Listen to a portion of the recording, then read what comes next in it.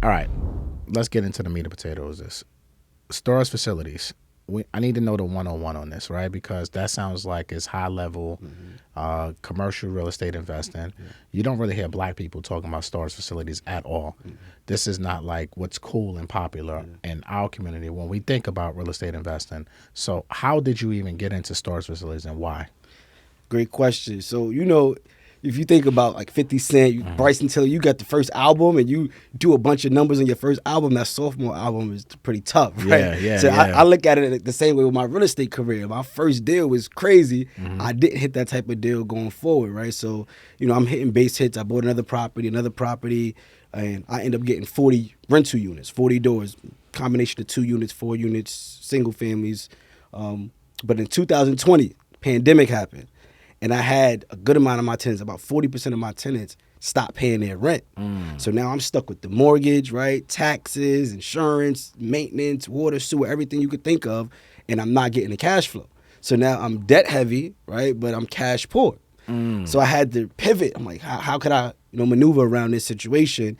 And I started selling off a lot of my assets. And at that time, you people paying over asking price, interest rates Absolutely. low. So I said, let me liquidate, get some cash back in, and then I could continue to swim through this process. And one property in particular, it was a 2-family that I had somebody that was offering me over asking price, $20,000 over asking price, but he wanted me to deliver the property vacant. And I had a tenant in there.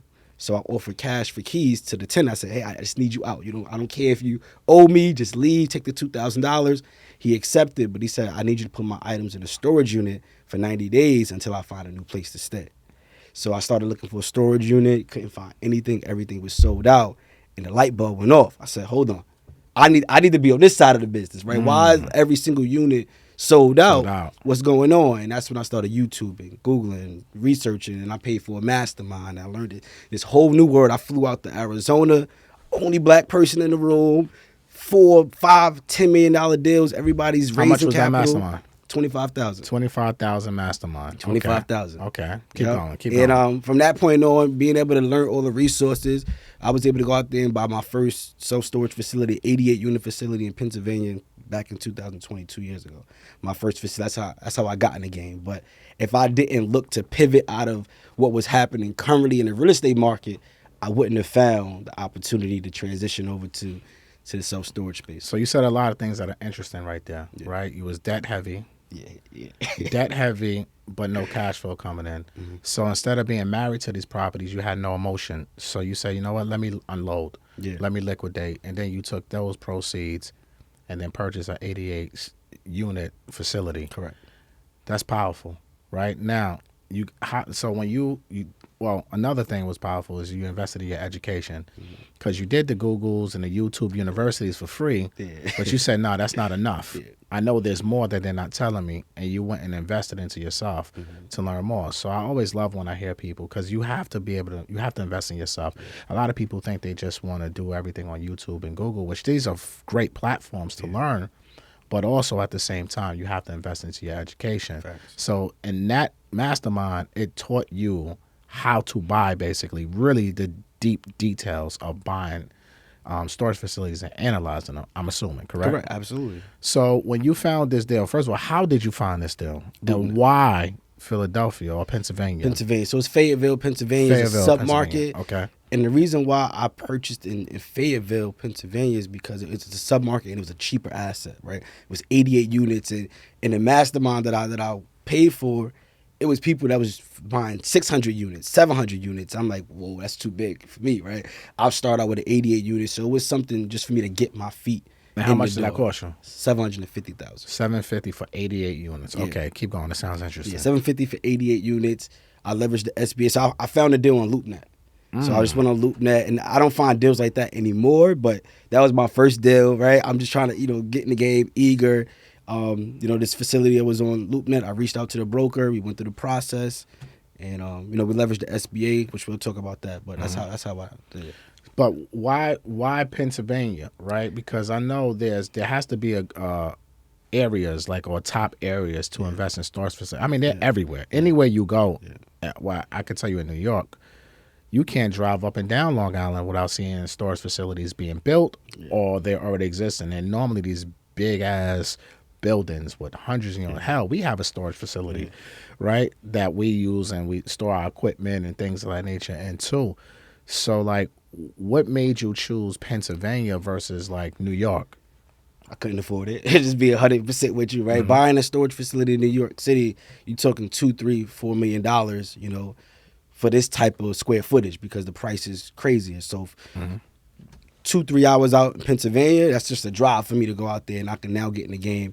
I won't make the same type of money, but your answer simply put, I couldn't afford going to buy that type of asset, especially my first asset too. Yeah. So nah, I'd rather go out, you know, and still Out of be state trusted. investing, basically. That's a fact. Like, live in New York, but let me get something that's cheaper That's and a get fact. more bang for my buck.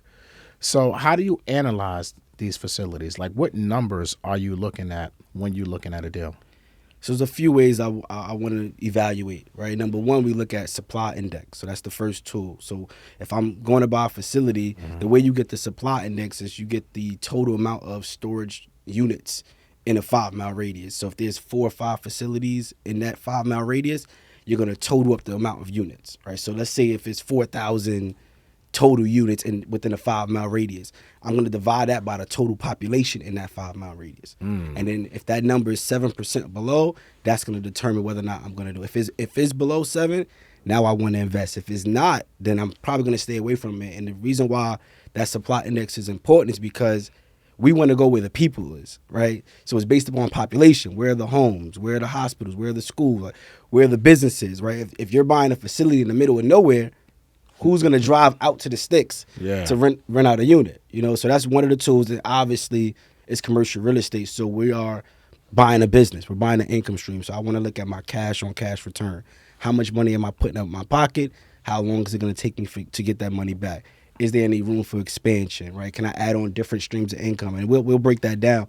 But, you know, where's the value add? You know, those are kind of like the things I want to look at initially when I'm determining if I want to buy a facility. So, what's it called? Supply index. And then cash on cash return. Cash on which cash return. cash on cash return is universal. Yeah. You know what I'm saying? Like, Yeah. for any type of investing that you're doing, you always want to look at your cash on cash. Yeah. So, all right, let's dig into this then. So you have your supply index. It meets the numbers. It's below 7% once you do your math. Now, what are you looking at? Because, like, I'm thinking about my storage facility right now. There's all these different size units, right? How do you really determine if, like, that building is worth it buying it? Because some of these building spaces will have, like, 8x8s or 8x10s and then 10x20s, you know, and so forth and so on. But I've seen storage facilities where they just, it's too small, right? So how do you really determine, like, what's the right one to invest in, even if it meets your below 7% numbers? Like, how do you determine, like, all right, this is it? Like, or is it like for example, when you're looking at multifamilies, you're looking at, all right, what's the bedroom bathroom count? Yep. Right? Is it 2-bed ones? Is it 3 ones? Like, what do you really? But you know, if you got a 3-1, that's going to give you the best and highest return on for that unit, right? Is it kind of like the same thing when you're looking at storage facilities? Same concept. Okay. Same concept. So 10x10s, 10x15s is the standard, like 1 bedroom, maybe 2 bedroom. That's typically what most renters rent out, 10x10s or 10x15s. So, but I look at it the same way we do with an apartment building. We'll say, hey, if it's a 1, 2, 3 bedroom, you know, that's going to determine how much I want to pay for it. But it ultimately boils down to square footage. Right? Square footage. Because we could turn a 5x10 into a 5x25. We could open it up. We could do all the renovations to it. So it's more so how much square footage do I have? Can I even add to it? Right? I can do an expansion and add more units onto it. But it's you know, that's pretty much how it goes. So you can basically rehab your storage facility and outfit it the way you want to maximize. So you can take it from, all right, this maybe have 88 units, for example, but if we make this 75 units instead of 88, it'll still give us a better ROI on our investment. Kind of the same philosophy, basically. Correct. So you can convert your units. Correct. It's interesting. Yeah. Interesting. It's just like, because it's commercial real estate, so it's just like buying apartment buildings. The only difference I like to articulate is that you don't have to deal with people living in your units. That's the biggest difference, right? I don't have to deal with somebody living in there every day and that wear and tear. I don't have to deal with plumbing, kitchens, bathrooms, toilets, right? Because when you own apartment buildings, yes, you get the cash flow, But when that tenant decides to move out in 2 or 3 years, now I got to put a new kitchen in. Absolutely. Right? I have to put a new bath. Now, all of that money that I'm investing, I have to go and recoup it. Versus a self-storage facility, when somebody moves out, all I'm doing is, power wash, mop, get them out of there, get the same next tenant in there, turn it over, so I don't have to spend as much money. And if they don't pay their bill, you can keep their ish. Facts. Because they signed the contract. Mm-hmm. So let's talk about the business aspect of it, right? Because when you're buying a storage facility, obviously there's people working there already. Yep. There's a business that has its own name. Mm-hmm. So you're buying the building, and the building, it's a building and a business. Facts. All in one. So you could even go ahead and sell the business itself, but still keep the building and have the business pay you rent. Absolutely. So it's like a 2-for-1. Yep. So when you're evaluating a storage facility, how are you analyzing the business now that's already in there? Because you don't want to have no deadbeats kind of working for you. You expect to get they're your property managers, right? So is it kind of like the same thing as when you buy multifamilies and you hire your property manager, you get them in and get them out or whatever the case may be? Like, because if I don't like my property manager, I'm going to fire them. Yeah. Right? So if I buy this storage facility business, are you married to the people that are running it? No, so in my 88 unit, I don't have nobody that even work at the facility. I don't have anybody there, no. So it's a small enough facility where I have everything automated. So when you got to talk about this, brother. Like, I didn't know that shit. Yep. Like, you got to talk about this. Everybody, like somebody wants a unit, they just go online and they can rent the unit online. Once they pay and get the space online, they're going to get an automated email that gives you the code. Your code is now going to allow you to put it in the gate, and you go right in, you go straight to your unit. You put your own lock on there. It's really there. So I only have somebody go there once a week just to clean up or just to pick up trash and see what's going on. But I don't have anybody actually working the facility. I have cameras and I have VAs that I pay that manage the cameras for me. Just watch the cameras all day. Give you a couple of dollars. You know how the VAs go. Yeah. They watch the cameras all day long. But I don't have any management or payroll as far as like daily at the facility. That's a gem. Yeah.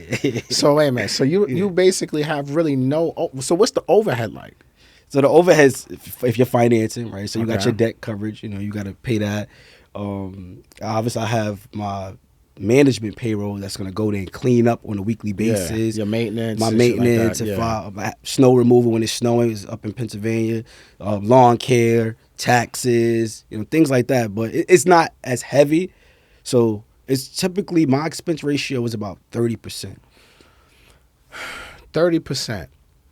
30%. Now, how much is this storage facility bringing? Now, I got to get in your business now. Oh, yeah. Because now I'm curious, right? So you got an 88-unit storage facility in Pennsylvania, no employees, basically, that work every single day. Because I'm used to the ones out here out on the island. Yeah. You got the front desk clerk and everything like that, right? So that's, in my mind, I'm thinking everything is like that. Yeah. But you have a self-contained storage facility. Yeah. All automated, all technology. Correct. And just somebody doing the weekly maintenance. So what is this grossing? A little over 100,000. I was annually? 103,000 annually. Yeah, annually. That's gross. So about $10,000 a month. This is bringing in like $8,000 to $10,000 a month, right? And you pay $7,000 for it. So you probably clearing like, after your debt service and everything like that, probably like $5 a month. You got this down pat. Yeah. That's a fact. Yeah. Why should we invest in storage facilities? What's the pros, the con, the good, bad, and the ugly? We need to know this. Yes. Talk to us. So we need to invest in self-storage facilities because if you want cash flow, appreciation, equity, you want to get the tax advantages without having to deal with tenants, trash, or toilets, that's where you need to be. And a lot of times we actively generate income, but we don't have a place to put the income so they can hold and continue to give you some distribution. So that's why we need to invest in a self-storage business. And my plan, this is my future plan, buying up these smaller mom and pop facilities, because most people, when we think about self-storage, you think of the big guys, right? U-Haul, Public Storage, Cube Smart, Extra Space. Yeah. But those are the big franchises, right? The REITs, right? Those are the big dogs. I go after mom and pop, independent, small self-storage facilities, and my goal is to buy them up, right? Build them up, add different streams of income. And I want to talk about that really quick before we jump out and get some game.